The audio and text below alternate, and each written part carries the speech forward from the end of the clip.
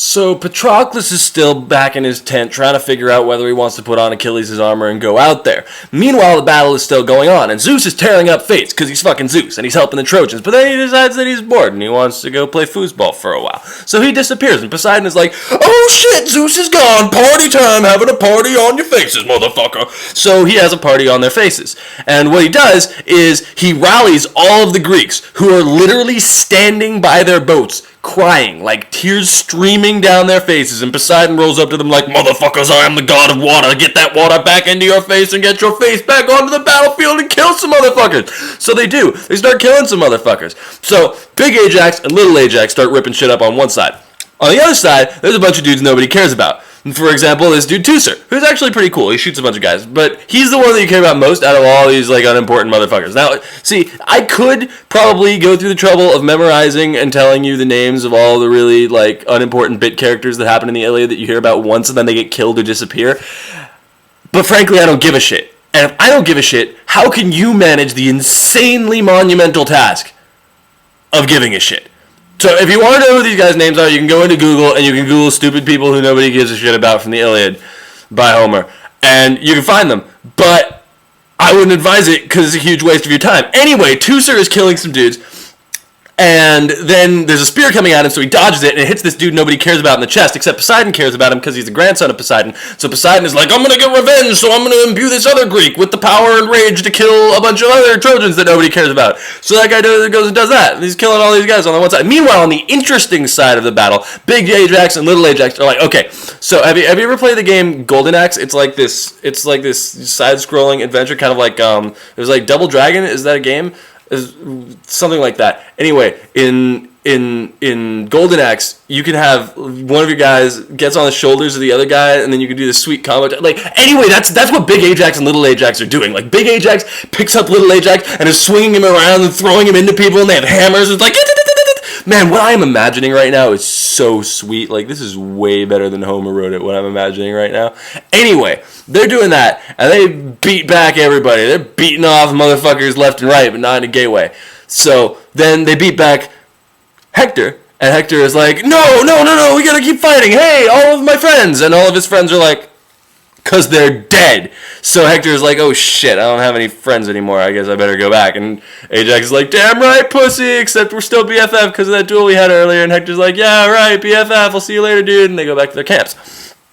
So the Greeks are feeling pretty good because they kind of won. But then they look around and they realize that, like, all of their guys are dead, which makes them feel pretty shitty about themselves. And Agamemnon at this point is like, all right, guys, we've been murdered pretty bad. Why don't we get on our ships and go home? And Odysseus is like, fuck you, you fucking pussy.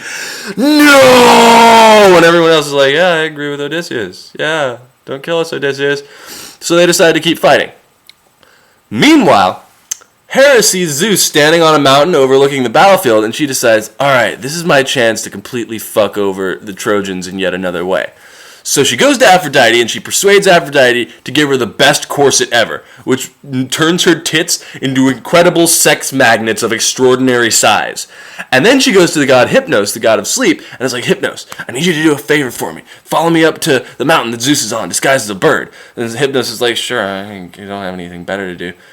But you gotta promise me one of your daughter's hands in marriage. And Hera's like, my daughters are an expendable commodity, I'll do that. So she does that. So she goes up to the mountain, and she's like, Zeus, look at my tits. And Zeus is like, I'm looking at your tits. Oh my god, those are some tits. So they have sex. This is the one recorded instance of Zeus actually having sex with his wife. And it happens right here, right now in the Iliad. And afterwards, he is so, like, put out by this sex that he falls asleep. Actually, it's Hypnos that puts him asleep, but I don't think that Hypnos needed to actually do it. I think Zeus probably would have just fallen asleep anyway. I think that was an unnecessary step and an unnecessary use of a daughter.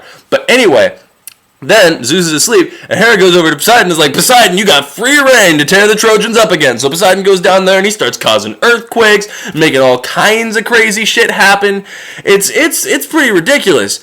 And he's helping out the Trojans, he's helping out the Greeks, they're killing tons of Trojans, it keeps happening. This is all that happens in this book pretty much, is the Trojans die, and then Greeks die, and then Trojans die, and then Greeks die. But then Zeus wakes up, and Hera's like, oh shit, Zeus is gonna wake up and be really pissed off at me because of all the stuff that he did. I guess I'll probably just have to guilt trip him about how many times he cheated on me. And just like, oh, whatever, I don't really care.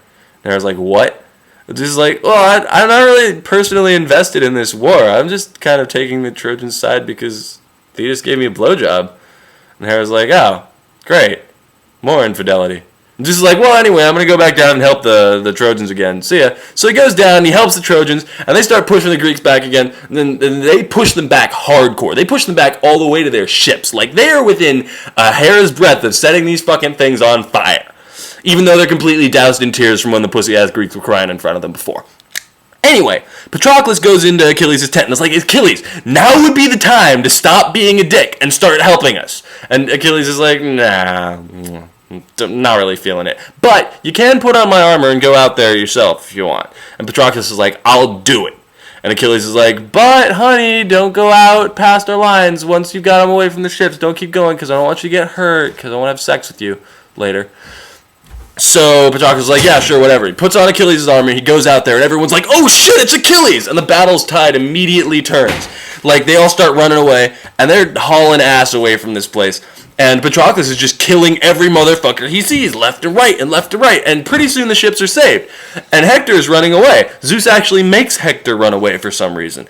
So Patroclus is like, I'm gonna take this motherfucker down, despite the fact that I specifically promised Achilles that I wouldn't do anything like that. So he starts chasing him down. He chases him almost all the way to Troy, at which point Hector turns around and stabs him to death. But he only manages to do it because at the same time Apollo sneaks up behind Patroclus and stabs him in the back. So great job, you fucking traitorous pansy. Anyway, then Patroclus is dead. What follows is a one-book-long fight solely devoted to a massive tug-of-war over Patroclus' dead body. It's just like, back and forth, and Apollo will, like, inspire the Trojans, and then Athena will inspire the Greeks, and back and forth, and back and forth. And they're just like, it's surprising that they don't tear his body in half from the amount of fighting that's going on over it. But finally, the Greeks take the body back, which just flips Achilles' shit out.